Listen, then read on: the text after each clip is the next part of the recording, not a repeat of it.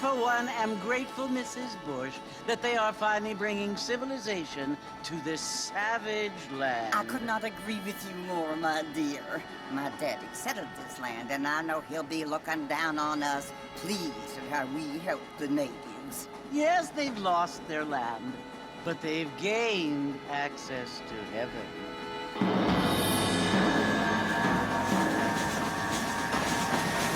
But, Father, do you mean unless an innocent receives communion, they're destined to go to hell? That hardly seems fair. What I mean to say, Jenny, is that there is a great deal of difference between an innocent and a savage. I never thought of it that way. Yes, they lived like animals, but they're happier now.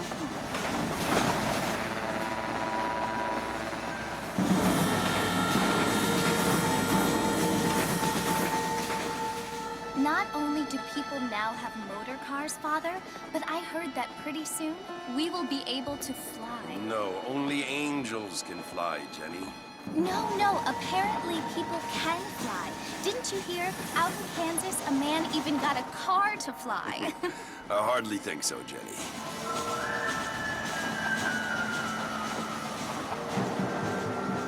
Apparently, Mr. Johns wants to run for governor, which is why he's so concerned with cleaning up the state. Nate Johns.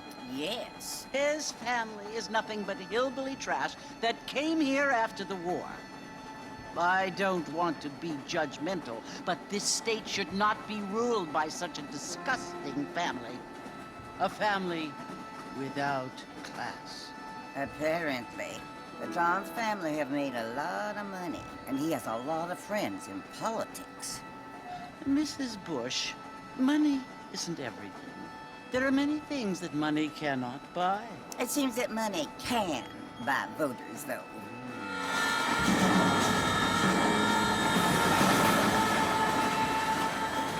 What you must remember, my dear, is that we have been brought here to spread the word.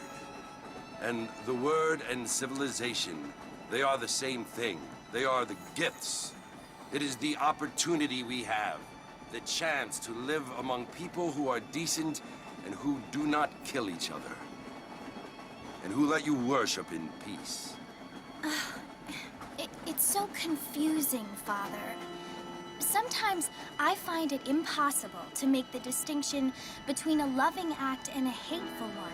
I mean, they often seem to be the same thing. Yes, Jenny, it is confusing. But you only have to ask me if you need help. Indeed. Well,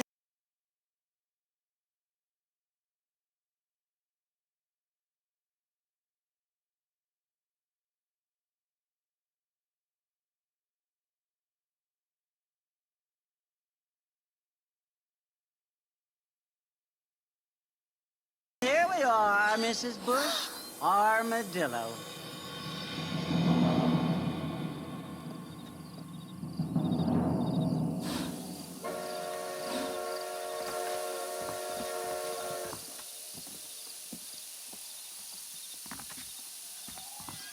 Good evening there.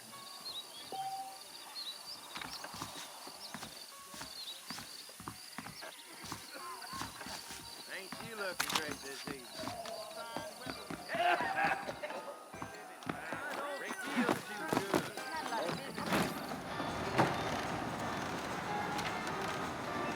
Mr. Marston! Mr. Marston, over here!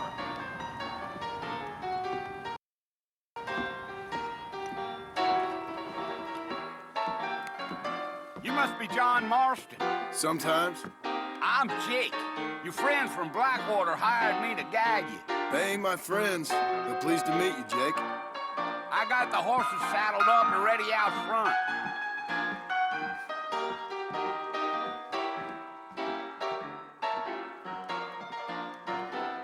Let's get going, Mr. Marston.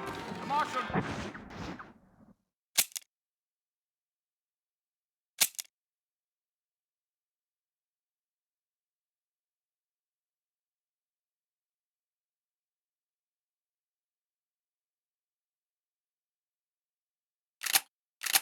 Don't take kindly to that kind of behavior.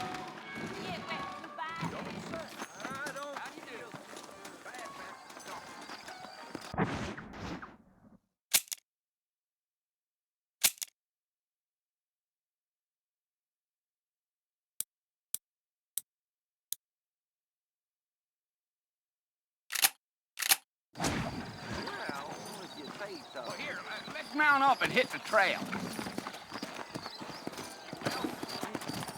Take it easy until we're out of town. Ain't no point in causing a ruckus. You got a problem with that, Mr. Marston?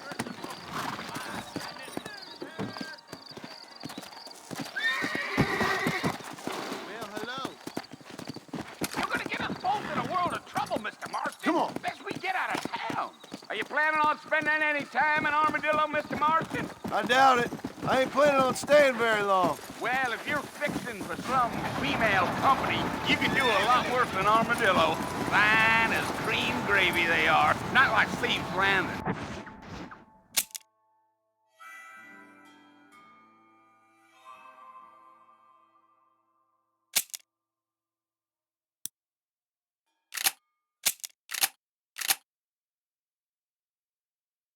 Dang, those girls ain't even fit for a drinking man to hole up with. I'm a married man, I'm afraid. Ain't we all? Yeah, so it was the marshal who hired me. Lee Johnson, do you know him? I think I heard his name. Says he got a telegram from some Blackwater big bugs asking for a guy. I guess it's none of my business. That's right.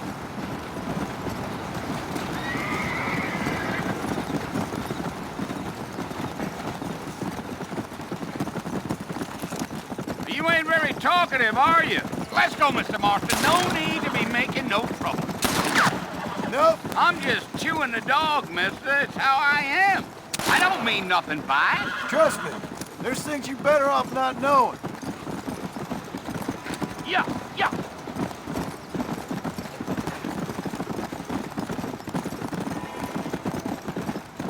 You don't look much like no Blackwater fella. That's because I ain't. If I'm being honest, I don't care much for those highfalutin big city types.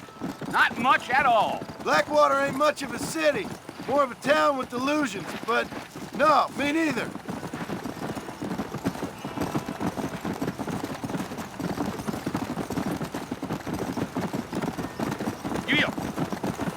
A fella told me he was out in Blackwater a few months back and saw one of them newfangled carriages without horses. Is that so? And you wind 'em up like a clock.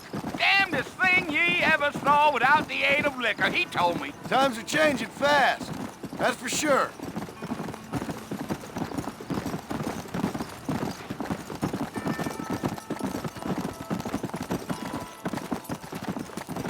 So who's this friend you're looking for? Nobody you need to concern yourself with. Never you mind all my questions, Mr. Marston. I just reckon you might be barking at a knot heading for the fort. We'll see when we get there. Well, I sure as hell ain't sticking around. Fort Mercer ain't no place for an old man like me to be a dawdling around.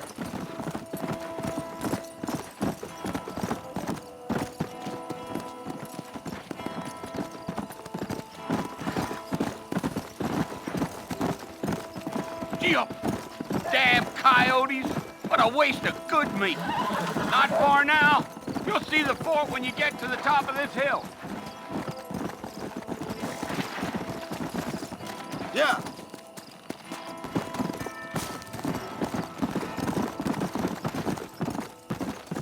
Whoa now. Listen, mister. This here's what's left of Fort Mercer. Some gang rode in and took the place over. So I understand. This is where we part ways, friend.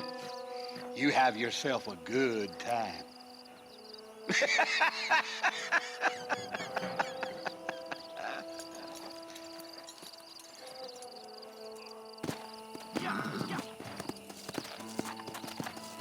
Go.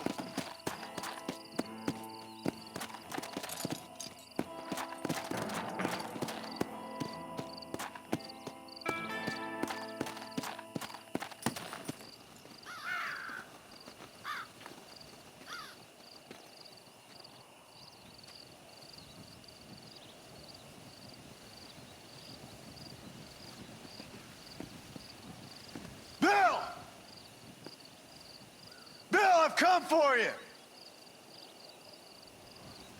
Bill Williamson! Come out here right now!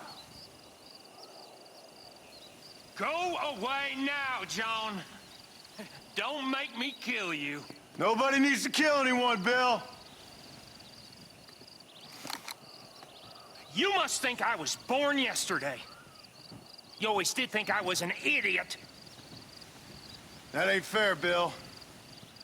You were as my brother. I've come to try to save you. Oh. Do I look like I need saving? Bill, please. They want to kill us all. I can help you. Well, you never tried to save me before. You only seemed to save yourself. Bill, I implore you think about this. You implore me? You implore me. You always were one for fancy words. Oh. Well, things are different now, John. Now I'm in charge. No more Dutch. And no more you. Implores. I implores you to go back and tell them to send someone just a little bit more impressive next time. Well? Oh. Poor John.